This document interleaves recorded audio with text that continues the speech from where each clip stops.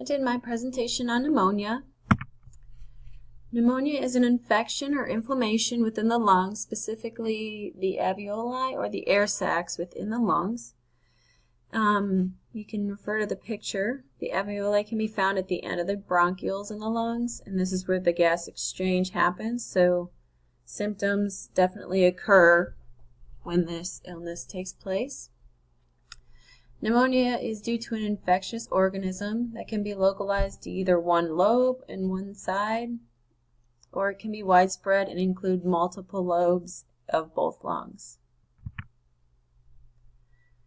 Since this illness is due to infectious organisms, it can be widespread and it can spread.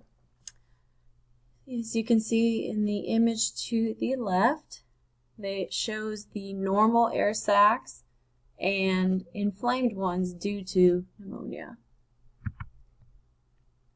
Some characteristics of pneumonia. It can be acquired in a few ways. The most common is community-acquired pneumonia, and that can involve a bacteria, a virus, or a fungus that enters the body and disrupts the normal function of the lungs. Over 80% of the cases are due to Streptococcus pneumoniae. Viral pneumonias are caused by influenza, varicella, herpes zoster, rubella, and RSV.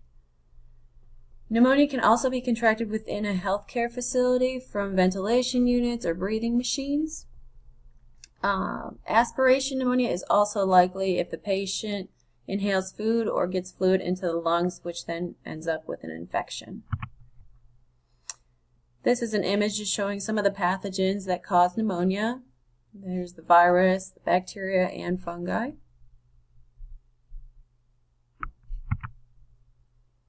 Some symptoms a patient would experience if they had pneumonia: crackles in their lungs, bronchial breath sounds, chills, cough and wheezing, purulence, sputum, fever, headaches, weakness and fatigue, and tachycardia.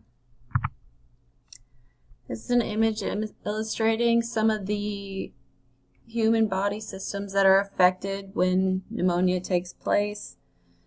Your lungs, vascular, heart. Some statistics about pneumonia.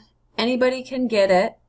However, it is most dangerous when it occurs in infants, young children, and older adults. Because infants have an underdeveloped immune system, and older adults, they're generally weakened or immunocompromised. About 1 million adults in the U.S. seek care in a hospital due to pneumonia every year, and unfortunately about 50,000 die from this disease. Pneumonia is the world's leading cause of death among children under 5. That's accounting for about 16% of all deaths in children under the age of 5, and approximately killing 2,400 children a day. Pneumonia diagnosis. So when a patient is presenting all these symptoms to a provider, they should then order a chest x-ray. Chest x-rays can show infiltrates, and then with that chest radiograph, a white blood cell count, sputum culture, again with all of the clinical features, would come to a conclusion of pneumonia. Diagnostic imaging is really important in the diagnosis of pneumonia. These images show pneumonia in the left lung right here, and then the right lung right here, the arrows.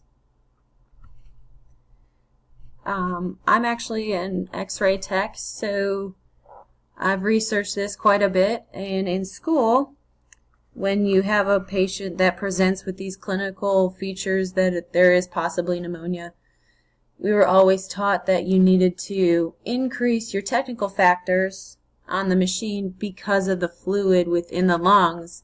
It creates a higher density, requiring more power for that radiation to get through. The treatment for pneumonia, for bacterial pneumonia, antibiotics are usually prescribed. Viral causes, though, antibiotics are not going to work, and there's very few to no treatments that will actually cure viral pneumonia. Along with the antibiotics for bacterial pneumonia, patient can try cough syrups or a fever reducer, and rest and hydration is always recommended. Vaccinations. The flu shot that you get every year can protect against certain strains of pneumonia. However, those that are in the category of infants, young children, elderly seniors, they might actually get the pneumococcal pneumonia vaccine due to being more susceptible to getting pneumonia. Pneumonia prognosis.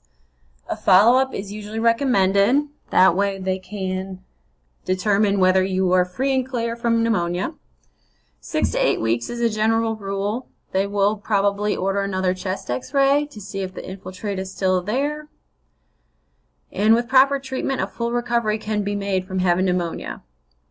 However, if a patient goes untreated, many issues can arise.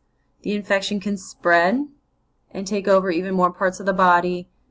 Death, sepsis, and additional medical problems will result. These are just some additional images that I found that illustrate pneumonia. These are some pretty bad cases compared to the normal chest x-ray up in the left corner.